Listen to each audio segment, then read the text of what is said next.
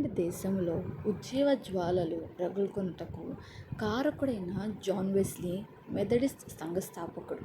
John Wesley లోకమే నా సేవా స్థలమంటూ గుర్రముపై సంచరిస్తూ తన జీవితంలో 2,50,000 మైళ్ళు ప్రాంతమంతా సువార్త సేవ చేశాను. సగటున దినమునకు 20 మైళ్ళు చొప్పున ప్రయాణం చేశాను. 40 సంవత్సరములలో 40,000 ప్రసంగాలు ప్రసంగించెను. 100 కొలది గ్రంథాలు రచించెను. 10 భాషలు ఎరిగియుండెను.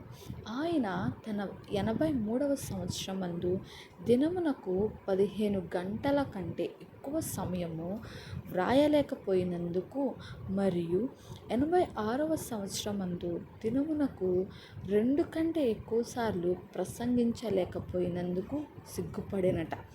కాగా నా ప్రియ సహోదరులారా, మీ ప్రయాసము ప్రభువునందు వ్యర్థము కాదని ఎరిగి స్థిరులను కదలని వారును ప్రభు కార్యాభివృద్ధి యందు ఎప్పటికిని ఆసక్తులనై యుండుడి.